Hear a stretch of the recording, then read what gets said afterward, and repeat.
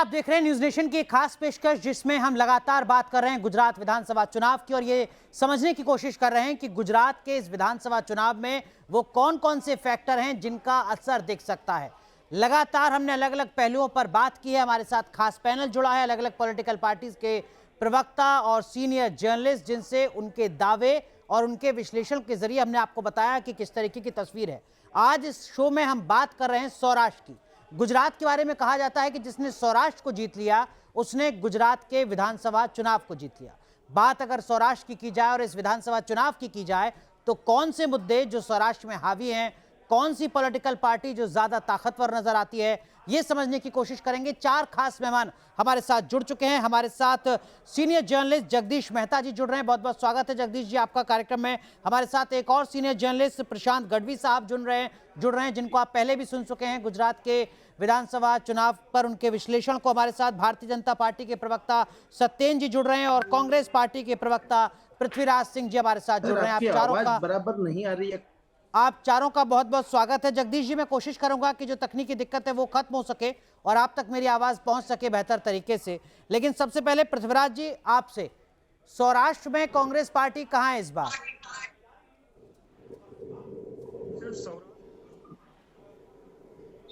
प्रश्न समझाने उसके लिए हमारे गुजरात में ऐसा कहा जाता है कि सौराष्ट्र की जो भूमि है, पवित्र भूमि, वो संत और शूरवीरों की भूमि है जी।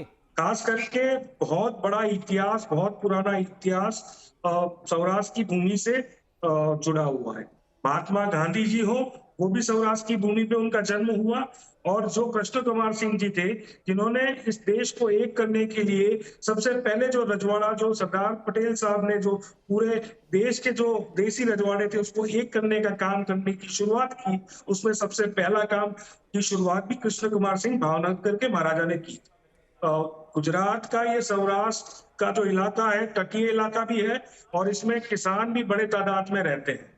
हम सब ने देखा 27 साल के कुशासन में यहाँ की भाजपा सरकार ने 27 साल में किसानों के लिए कुछ नहीं किया। यहाँ पे जमीन मापनी के केस में बहुत सारे किसानों के साथ अन्याय हुआ। उनके जमीन मापनी के अंदर बहुत सारे किसान इस सरकार से नाराज हैं। साथ ही साथ जो एमएसपी की बात आती है, मिनिमम सपोर्ट प्राइस की बात आती है, तब कहीं ना कहीं ये सरकार इन किसानों को मिनिमम सपोर्ट प्राइस देने में फेल हुई है। उसके साथ साथ मुद्दे वहां पे ये भी है कि पानी की समस्या भी जगह पे काफी है। दूसरी चीज है, तटीय इलाका है, वहां पे मछुआरों के प्रश्न है। वहां पे जिस तरह से वो वैसे अंतरराष्ट्रीय कक्षा के प्रश्न है, मछुआरे जिस तरह से मछुआरों को जिस तरह से वहां पे जैसे शिप जाते हैं समंदर के अंदर, तो किस तरह से पाकिस्तानी आर्मी के द्वारा पकड़ के उनको ले जाया जाता है, ये भी बहुत बड़ी तकलीफ यहाँ के पांच मुद्दे आपने गिनाए। पृथ्वीराज जी, मैं आपके पास आऊंगा एक एक करके। जो बीजेपी के प्रवक्ता हैं जरा उनसे जवाब ले लेते हैं और उसके बाद जो सीनियर जर्नलिस्ट हैं उनसे समझेंगे कि इन दावों या आरोपों में सच्चाई कितनी है। लेकिन जो बीजेपी के प्रवक्ता हैं सत्येन जी, किसानों की जमीन, किसानों को एमएसपी, पीने का पानी या सिंचाई का पानी और मछुआरों की समस्या, ये चार बड़े मुद्दे हैं सौराष्ट्र में जो आपकी मुश्किलें इस बार बढ़ा सकते हैं। पानी की बात कांग्रेस कर रही है, ये बड़ा आश्चर्य लग रहा है। ये इसलिए लग रहा है कि कांग्रेस के समय में अमरेली से चलने वाली ट्रेन का लोगों ने ट्रेन देखी है, पानी के लिए वो ट्रेन चलती थी। हर धंधुका जैसे शहर में ऐसा कहते थे कि बंदूके देवी पर धंधुके ना देवी, यानी बेटियों को इतनी तकलीफ होती थी धंधुका में कि वहां पर शादी करने से ज्यादा तो वो और कुछ भी करे, बट वो शादी वो ये ना करे, धंधुका में ना दे, और कोई भी विस्तार में देना है तो दे। ऐसी विकट परिस्थिति हमने देखी। पानी की ही बात आगे बढ़ाओ तो नर्मदा का जो बांध है उसकी ऊंचाई बढ़ाने में और नर्मदा बांध बनाने में हिस्टोरिकल और क्रिमिनल जो डिले इन लोगों ने किया, वो कितने सालों का डिले था वो सबने देखा है। उनकी कटिबद्धता क्या है पानी के लिए, वो भी गुजरात ने देखी है। उसके बाद जब नरेंद्र भाई का शासन आया और सिर्फ 17 दिनों के अंदर उन्होंने डैम की ऊंचाई बढ़ाने का एक ऐतिहासिक निर्णय लिया जी। उसकी वजह से आज कच्छ से लेकर सौराष्ट्र से लेकर हर घर नल जल, घर घर जल तक की योजना का सार्थक हुआ। ठीक है, हर घर पे नल और तो जल आप कह रहे हैं कि पानी पहुंच रहा है, पानी मुद्दा नहीं है। पानी, ये किस तरीके से पानी की चर्चा कर रहे हैं वो समझ में नहीं आ रहा। ठीक है, कोई बात नहीं। मछुआरों के कुछ मुद्दे हैं क्या? किसानों की जमीन का कुछ मुद्दा है क्या? एमएसपी का कोई मुद्दा है क्या? 11,000 जो चेक डैम्स है वो बनाने का संकल्प, हर घर पर स्वच्छ पानी देने का संकल्प, ये भारतीय जनता पार्टी ने सिद्ध किया है। ठीक। एमएसपी की अगर बात करते हैं तो हमने ठेके के भाव कितने बढ़ाए हैं वो भी लोगों ने देखा है। उनको डायरेक्ट बेनिफिशियरी ट्रांसफर, जिसको हम डीबीटी बोलते हैं, उसके माध्यम से उनके खाते में पैसे गए हैं वो भी लोगों ने देखा है। वरना कांग्रेस के टाइम पर उनके राजीव गांधी जी खुद कहते थे कि मैं रुपया भेजता हूँ और 10 पैसा लोगों तक पहुंचता है। ठीक है पुरुषोत्तम जी, मैं आऊंगा आपके पास। पृथ्वीराज जी माफ कीजिए, मैं आऊंगा आपके पास, लेकिन उससे पहले जो बाकी पैनलिस्ट हैं, जगदीश मेहता साहब, सौराष्ट्र के कुछ अलग मुद्दे हैं क्या जो कांग्रेस ने गिनाए हैं, या जो भारतीय जनता पार्टी का दावा है वो कहीं ज्यादा मजबूत नजर आ रहा है सौराष्ट्र में भी? देखिए, साथी पैनलिस्ट ने जो कुछ भी कहे हैं कि भाई ये 5 मुद्दे हैं किसानों के वगैरह, ये नहीं है, मैं आपको बता रहा हूं, क्योंकि इतना इफेक्टिव नहीं है। वैसे तो हमारे घर में भी छोटी बड़ी समस्याएं तो होती ही रहती हैं। मैं आपको बता दूं, 2022 का ये जो चुनाव होने जा रहा है उसमें अगर सबसे बड़ा मुद्दा कोई है तो वो महंगाई का है। दूसरा मुद्दा है तो वो एजुकेशन की फीस वगैरह का है, जो सबसे ज्यादा है। तो कहने का मतलब ये है कि जो किसानों की बात कही है उन्होंने, किसानों की एक बात है कि जब ज्यादा बारिश हुई थी तब जाकर के गवर्नमेंट ने ऐसा कहा था कि भाई आपको हम राहत देंगे, यानी हम कुछ पैसा देंगे जिसके हिसाब से आपको नुकसानी भरपाई हो, और उसमें वो संतुष्ट नहीं हुए, वो अलग बात है। लेकिन ये सीजनली बात हुई है। ये 5 साल की चुनाव होने जा रहा है, तो 5 साल में के लिए किसान ये नहीं सोचेंगे कि हम अगर इसी मुद्दे पे जमीन मापनी हो या किस पानी की दिक्कत, पानी की तो किल्लत है ही नहीं इतनी ज्यादा जिसने की बताया गया है। लेकिन मैं आपको बताऊं कि अभी जो सिचुएशन है फिलहाल, जहां अभी हम चर्चा कर रहे हैं, तो अभी सिचुएशन ऐसी है कि आम आदमी पार्टी जो कि बहुत बड़ी उम्मीद लेकर के उभरी थी, वो एक अकल्पीय, यानी कल्पना न हो पाए इसी प्रकार से उसका जो ओरा था, मतलब वो खत्म होने को जा रहा है, किसी लिए पता नहीं है। ठीक है। तो कांग्रेस वो सुसुप्त अवस्था में है, फिर भी अंडर करंट थोड़ा बहुत है, और कांग्रेस में जो जीतने वाले लोग अपने बलबूते पर है कैंडिडेट्स, वो जीतेंगे। लेकिन पूरी जो सौराष्ट्र की जो 54 बैठक है, कच्छ और सौराष्ट्र दोनों मिलकर, कच्छ की 6, सौराष्ट्र की 48, ये सभी को मिलकर के मैं आपको बताऊं, फिलहाल चेंज हुआ वातावरण। पहले ऐसा नहीं था, पहले आम आदमी का ही था और एंटी इनकम्बेंसी का भी था सबसे बड़ा। लेकिन अभी ऐसा नहीं है, क्योंकि अभी ये सब लोग जो हैं, स्थिति आप कह रहे हैं कि अभी बीजेपी अपर हैंड पर है? बिल्कुल है सर, बिल्कुल है। गढ़वी साहब, आप सहमत हैं इस बात से? और जो बात अभी मेहता साहब कह रहे थे कि देखिए पानी का कोई मुद्दा नहीं है, मुद्दा अगर है तो वो महंगाई का है या फिर बेहतर एजुकेशन का है, लेकिन इस बीच वो कह रहे हैं कि अपर हैंड पर सौराष्ट्र में बीजेपी नजर आती है अपने काम की वजह से।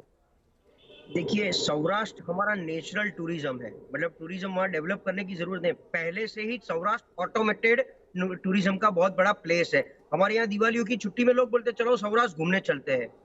सौराष्ट्र की 48, कच्छ की 6, 54 सीटों में से लास्ट टाइम 30 से ज्यादा सीट कांग्रेस को अच्छी तरीके से मिली थी, क्योंकि पाटीदार समाज का एक बहुत बड़ा आंदोलन था और सब पाटीदार वहां पर इकट्ठे हुए थे, इसलिए उन्होंने कुछ ज्यादा ही मतलब सपोर्ट किया था कांग्रेस को। अकेले सौराष्ट्र में 28 सीटें मिली थी।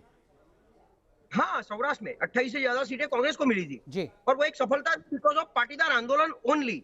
तो आज की तारीख में वैसे देखा जाए तो ना कोई आंदोलन है, ना कोई ऐसा रोष है, ना कोई ऐसी नाराजगी है। एंटी इनकम्बेंसी डेफिनेटली होती है, लेकिन सौराष्ट्र की पॉलिटिक्स जो है वो मुद्दों से पर रहती है। वहां पर कम्युनिटी बेस ज्यादा होता है, जैसे एक पाटीदार का बेस है, एक आहिर कम्युनिटी का बेस है, मेयर समाज जो एक और जिला है पोरबंदर, तो वो कम्युनिटी किस तरीके से जाना चाहती है, वो किस पार्टी के साथ रहना चाहती है, उसके अकॉर्डिंग ये पूरा इलेक्शन जाता है। जैसे हमारे बहुत ही बड़े एक मिनिस्टर है जयेश रादड़िया, वो सौराष्ट्र की सहकारी क्षेत्र का बहुत बड़ा आगीवान है, तो उसके साथ अगर रहती है तो उसके आसपास की 3 सीटें अफेक्ट भी होती है, इफेक्ट भी होती है।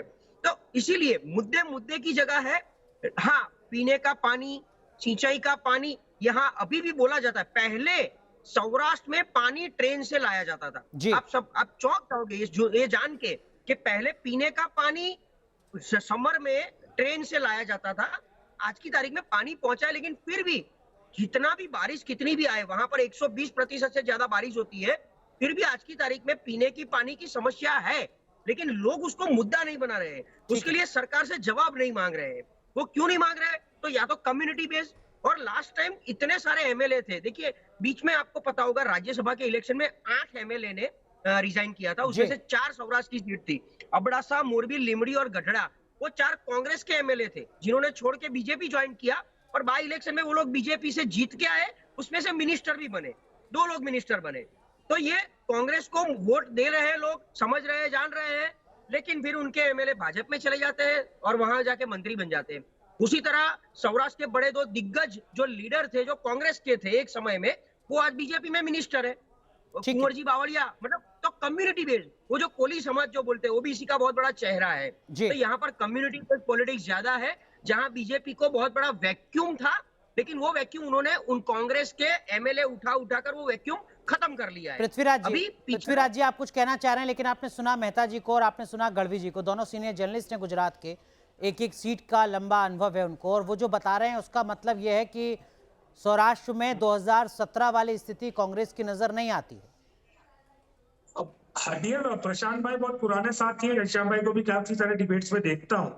जो चीजों की चर्चा उन्होंने की, उस चर्चा को आगे बढ़ाते मैं बताना चाहूंगा कि अभी जो बोल रहे थे कि क्या मुद्दे हैं क्या मुद्दे नहीं है, तो सबसे बड़ी बात है कि जो सौराष्ट्र का जो मोरबी है, मोरबी में जो मोरबी की दुर्घटना हुई, सब लोगों ने देखी कि एक घड़ी बनाने वाली कंपनी को किस तरह से मोरबी के ब्रिज बनाने का कॉन्ट्रैक्ट दे दिया, कैसे उस कंपनी ने बिना कोई टेंडर के उस कंपनी को कॉन्ट्रैक्ट दिया गया, किस तरह से सिर्फ चौकीदारों को जेल में डाला गया, किस तरह से टिकट चेकरों को जेल में डाला गया, और जिस दुर्घटना में 150 से ज्यादा लोगों ने जान गंवाई हो, और वो भी सिर्फ और सिर्फ सरकार की वजह से।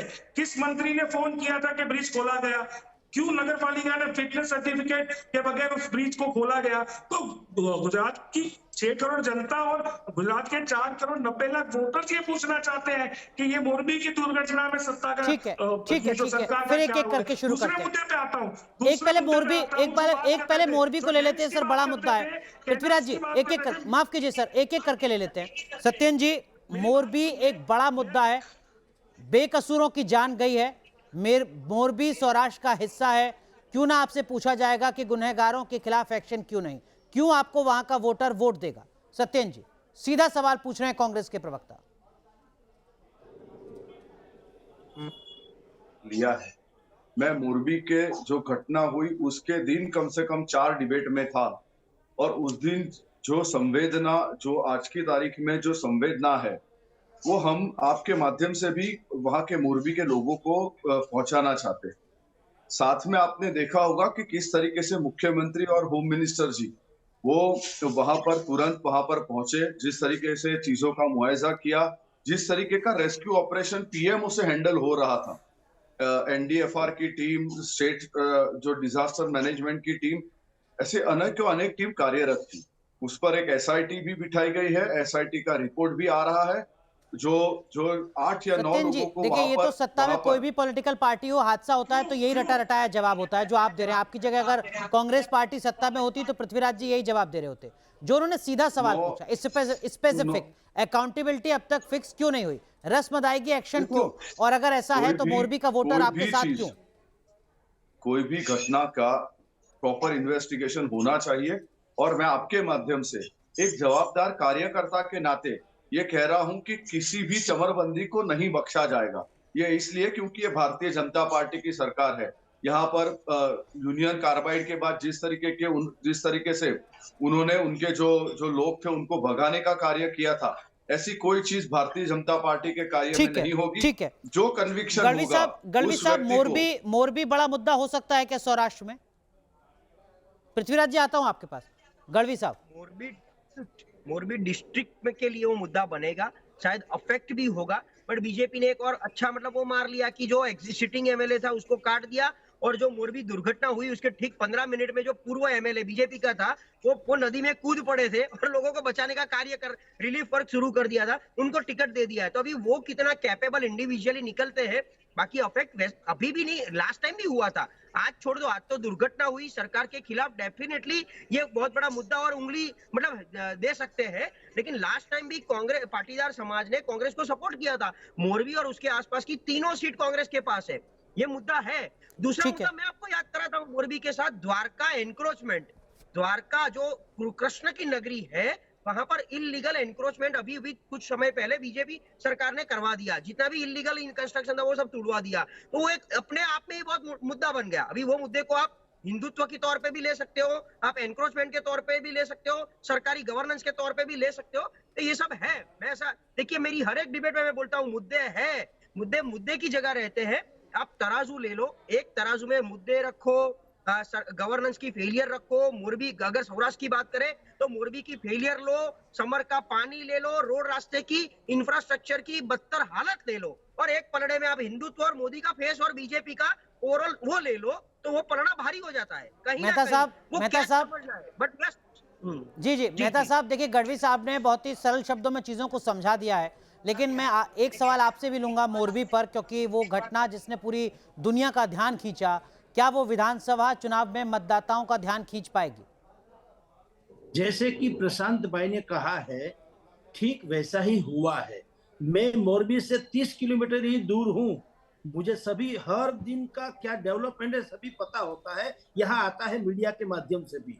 अभी ये कोर्ट का मामला हो गया है, और जैसे कि प्रशांत भाई गढ़वी ने बताया, सही बात है, भारतीय जनता पार्टी ने एक बुद्धिपूर्वक एक स्ट्रोक लगा दिया कि जो सिटिंग एमएलए उसका टिकट काट दिया, और जो एक्टिव एमएलए यानी जिसको मोरबी के बच्चे लोग जानते हैं और वहां के सभी व्यापारी लोग चाहते भी तो हैं, वो जुझारू है, लड़त करने वाले है, कांति भाई अमृतिया, तो भारतीय जनता पार्टी ने उनको टिकट दे दिया। वो खुद, जैसे कि प्रशांत भाई ने बताया था कि वो खुद पड़े थे, तो एक जो मोरबी की हालात जो हुए थे उसमें पूरा का पूरा मलहम तो अभी लगा ही दिया है। एक जो खटका, मतलब लोगों के बीच के भीतर जो एक बात जो है वो ये है कि ये जो पूरा कॉन्ट्रैक्ट था ओरेवा कंपनी का, उनके मालिक का नाम है जयसुख भाई पटेल, वो आज तक मिले नहीं है, यानी वो अभी भी फरार है। और ये फरार, जैसे ये भारतीय जनता पार्टी, मेरे पैनलिस्ट जो कहते हैं वो गलत बात है कि चमरबंदी को छोड़ा नहीं जाएगा, ये इनको छोड़ा ही गया ऐसा मान लीजिए, क्योंकि ये कोई चिल्ला चालू आदमी या तो छोटा मोटा उद्योगपति नहीं है, सबसे बड़ा व्यापारी, मतलब 400-500 करोड़ का टर्नओवर जिनका, इतनी बड़ी 5 हजार वहां लड़कियां काम करती हैं, सबसे बड़े वॉच का वो फैक्ट्री वगैरह है। तो लेकिन उनकी पेट जो है वो गांधीनगर यानी गवर्नमेंट के साथ है। इनके जो जीजाजी है वो एक जमाने में कलेक्टर रहे थे, चुनाव भी लड़े थे, और उसकी भी सत्ता भारतीय जनता पार्टी के साथ अच्छी साठगांठ है। तो ये जो मन में है लोगों के, वो तो है ही कि भारतीय जनता पार्टी की सरकार ने उनको जाने दिया, बख्शा दिया, ये तो है ही। ठीक है, ये है। पृथ्वीराज जी, आप कुछ कहना चाह रहे थे, लेकिन उससे पहले मेरा सवाल, 2002 में बीजेपी ने 37 सीटें जीती, कांग्रेस को 14 सीटें मिली। 2007 में बीजेपी को 38 सीटें, कांग्रेस को 13 सीटें। 2012 में बीजेपी को 30 सीटें, कांग्रेस को 15 सीटें। 2017 को अगर छोड़ दें, जब कांग्रेस पार्टी को 28 सीटें मिली और बीजेपी को 19 सीटें मिली, अब तक का पिछले 4 विधानसभा का जो रिकॉर्ड है सौराष्ट्र का, वो बीजेपी के पक्ष में जाता है। पिछले विधानसभा चुनाव में पाटीदारों का आंदोलन था, जैसा गढ़वी साहब ने कहा, मेहता साहब ने कहा, आपको वहां पर एज मिला। अब तो आपकी मुश्किलें इसलिए भी बढ़ गई हैं कि ना तो कोई आंदोलन है, और आपकी पार्टी के जो कद्दावर नेता थे वो अपनी सीट छोड़कर बीजेपी के खेमे में खड़े हुए हैं। जिस तरह से अभी बीजेपी के प्रवक्ता ने बताया, आपके सवाल का जवाब भी दूंगा, उसके साथ साथ बताना चाहूंगा, जिस तरह से वो कहते हैं कि किसी चमरबंदी को छोड़ा नहीं जाएगा, बड़े मगरमच्छ को छोड़ा नहीं जाएगा, ये बात कर रहे हैं, तो मैं उनको बताना चाहता हूं कि मोरबी कांड में आपने मगरमच्छों को छोड़ दिया। आपने जो हमारा जो सूरत का जो कांड था जिसमें 24 बच्चे झुलस के मर गए थे, उसमें आपने मगरमच्छों को छोड़ दिया। आपने गैस कांड में मगरमच्छों को छोड़ दिया। आज पूरा साल भर बच्चे यहाँ पे परीक्षा की तैयारी करते हैं, सरकारी भर्ती प्रक्रिया की तैयारी करते हैं, उस सरकारी भर्ती प्रक्रिया में 14 पेपर लीक होते हैं, 22 से ज्यादा सरकारी भर्ती प्रक्रिया में गैररीतियां होती है, गलत काम होते हैं, अपने जो लोग हैं उनको नौकरियां दिलाने का काम करते हैं। कौन से मगरमच्छों को पकड़ा?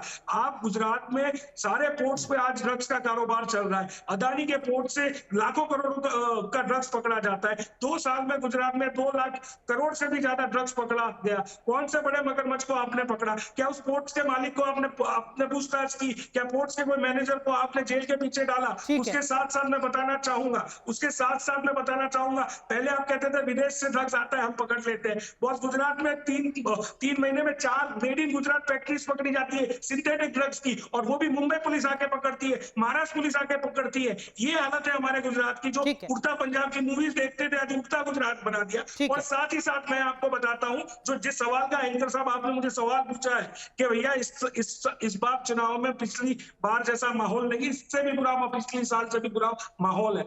लोग है ना महंगाई से परेशान है। आज महिलाएं 3-3 हजार के तेल के डब्बे नहीं खरीद पा रही है। आज गैस का सिलेंडर 1100 के पार हो गया है। आज सामान्य आदमी कहीं ना कहीं अपना घर परिवार का गुजरान नहीं चला पा रहा है। 2 वक्त की रोटी के लिए उनको बहुत मुश्किलें सहनी पड़ रही है। साथ ही साथ गुजरात राज्य में 40 लाख शिक्षित युवा बेरोजगार है। आज उस युवा रोजगार के लिए लगा हुआ है, और ये होता है कि युवाओं का शोषण होता है। युवाओं का शोषण कॉन्ट्रैक्ट प्रथा से होता है, युवा का शोषण आउटसोर्सिंग, और वो भी सरकारी उसमें। और शिक्षा की बात जो की थी, आज गुजरात में 6000 स्कूल सरकारी स्कूल बंद कर दिए। गुजरात में भारतीय राष्ट्रीय कांग्रेस का शासन था, 30,000 से भी ज्यादा जी मैं आपके पास आऊंगा, और उसमें से 6000 स्कूल पृथ्वीराज जी आपने अपनी बात कही, आपको पूरा वक्त दिया मैंने।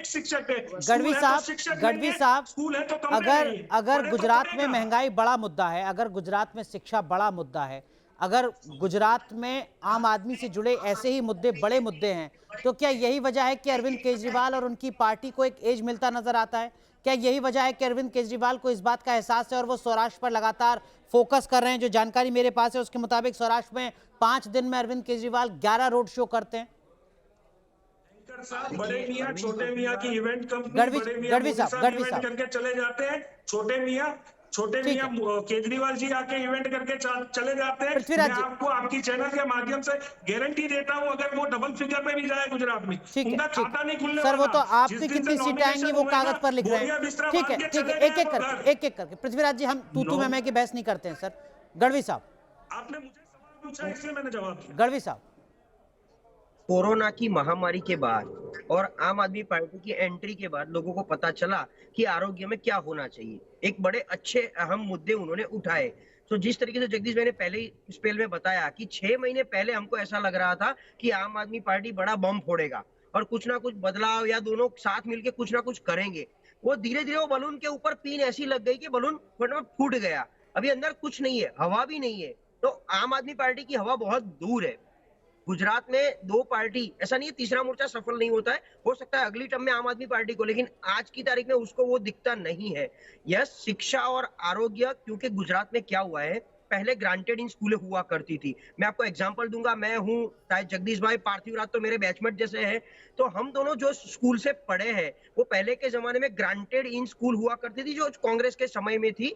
गवर्नमेंट स्कूल भी थी, शायद गवर्नमेंट स्कूल में भी लोग पढ़ते थे।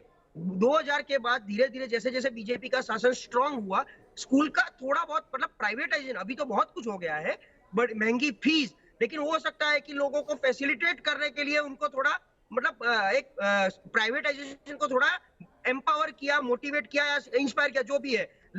1 लाख रुपया फी होती है साल की, तो शिक्षा का प्राइवेटाइजेशन बहुत हो चुका है, तो शिक्षा महंगी है। आज की तारीख में यहाँ पर डॉक्टर बनने के लिए आपको 1 करोड़ रुपया स्पेंड करना पड़ेगा।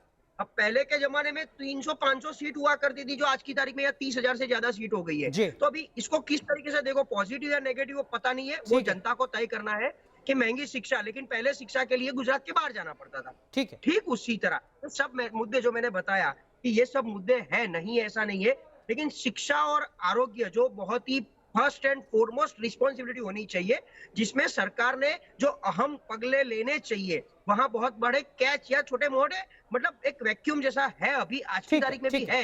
सत्यन भाई, लोगों को पता चला। सत्यन भाई, जो बात गढ़वी जी कह रहे हैं वो कह रहे हैं कि देखिए हो सकता है आम आदमी पार्टी माइलेज ना ले इस पर, लेकिन ये मुद्दे तो हैं, और अगर ये मुद्दे हैं तो ये एंटी इनकम्बेंसी के तौर पर तो जुड़ते हैं आपके खिलाफ सौराष्ट्र में भी।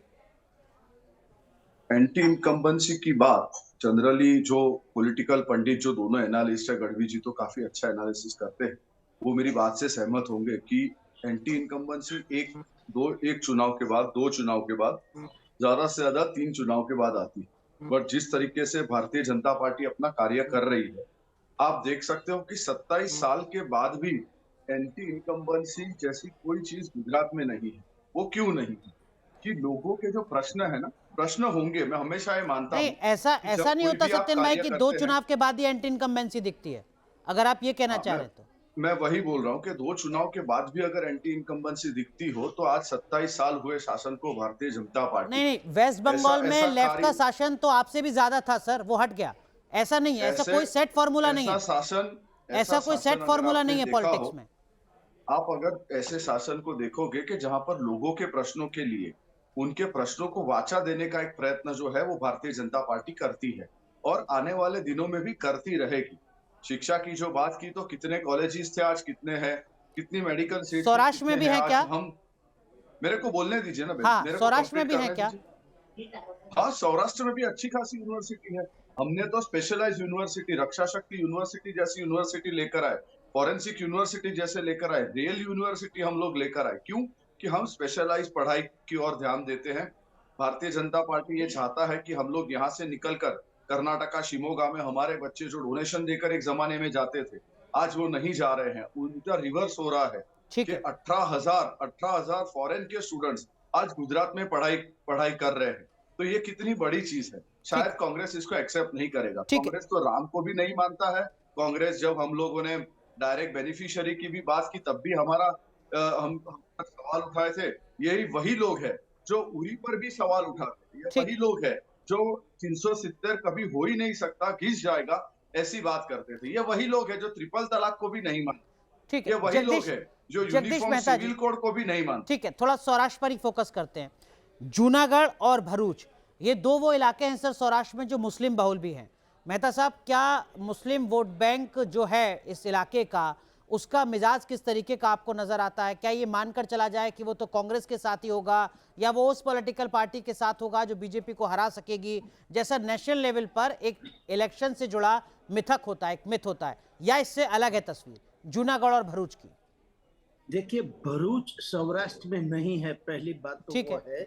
ठीक है। दूसरा, जूनागढ़ जो आप कहते हैं सही बात है, जूनागढ़ में भी पर्टिकुलरली मांगरोल नामक एक विधानसभा बैठक है, मांगरोल शहर का नाम है, और प्रॉपर जूनागढ़ में भी मुस्लिम कम्युनिटीज ज्यादा है, 2 जगह है, ये आपने सही बात है। लेकिन वो 5 बैठक जूनागढ़ डिस्ट्रिक्ट में 5 विधानसभा बैठक है, उन्होंने उसमें से 1 बैठक भारतीय जनता पार्टी को मिली थी पिछली टर्म में, और 4 गंवाई थी।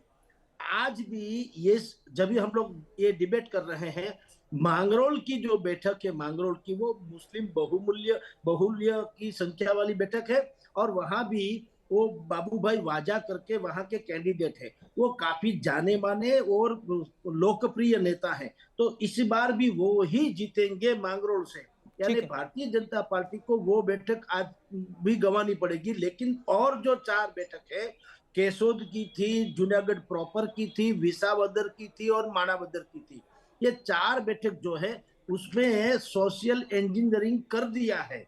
जूनागढ़ प्रॉपर में पाटीदार संजय भाई को टिकट दे दिया और थोड़ा सोशल इंजीनियरिंग हो गया। उसके सामने कांग्रेस के भिखाभाई जोशी है, वो बहुत ही परिपक्व और जाने माने भी हैं, उसको लोग चाहते भी तो हैं, लेकिन कड़ी टक्कर होगी। बाकी जो 3 जगह है, वहां जवाहर चावड़ा उनको ले लिया, और विसावदर में रिबड़िया हर्षद भाई है, वो जो कांग्रेस के थे और बहुत ही लोकप्रिय नेता थे, किसान नेता थे, वो भी भारतीय जनता पार्टी में आ गए हैं। तो जूनागढ़ में जैसे मुस्लिम बहुल्य एक ही बैठक जाएगी मांगरोल की, बाकी 4 जगह में अलग अलग कम्युनिटीज के आहिर है, कोली है और पाटीदार है। तो ये सभी बैठक का सोशल इंजीनियरिंग कर दिया है और भारतीय जनता पार्टी को उसमें ज्यादा मुनाफा हो सकता है। ठीक है, गढ़वी साहब आप मुझे करेक्ट कीजिएगा, 2002 का जो बाई इलेक्शन था वो प्रधानमंत्री नरेंद्र मोदी ने उस वक्त विधायक के तौर पर सौराष्ट्र से ही लड़ा था, संभवतः राजकोट से।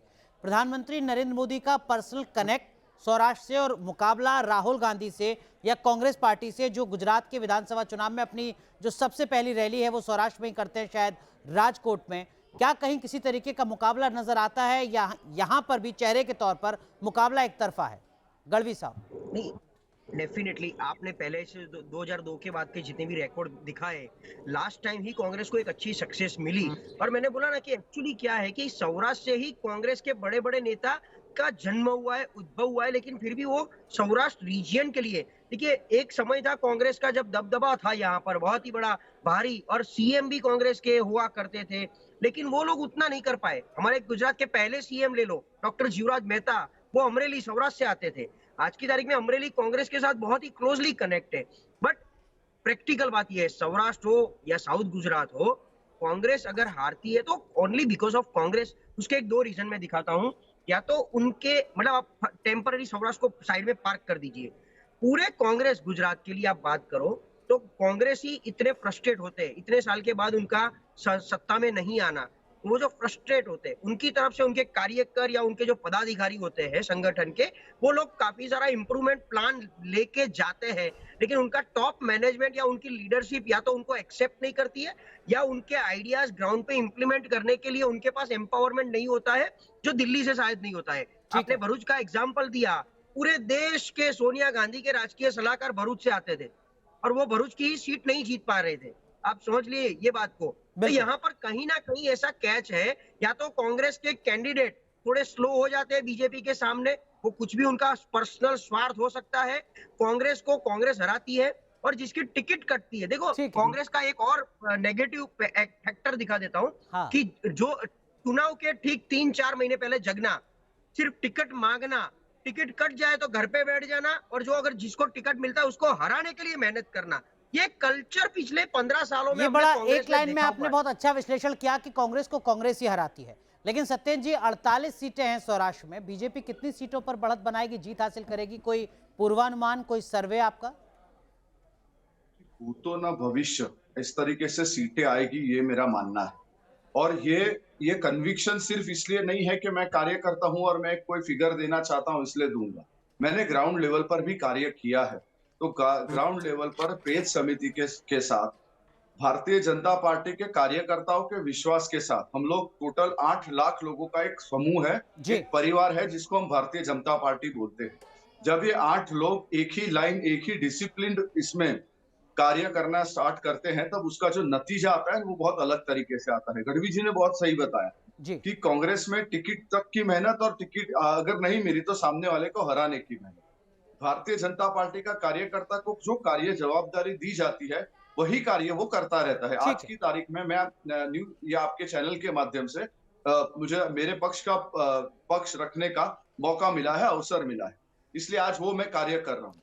कल मुझे अगर पार्टी दूसरा कोई कार्य करने के लिए बोलेगी, आप अपना कार्य तो शानदार तरीके से कर रहे हैं, तथ्यात्मक तरीके से अपनी बात रख रहे हैं। बहुत बहुत शुभकामनाएं आपको, आपके राजनीतिक भविष्य की, और बहुत बहुत शुक्रिया आप तीनों का जुड़ने के लिए और सौराष्ट्र का क्या कुछ सियासी मिजाज है ये दर्शकों को समझाने के लिए। बहुत बहुत धन्यवाद।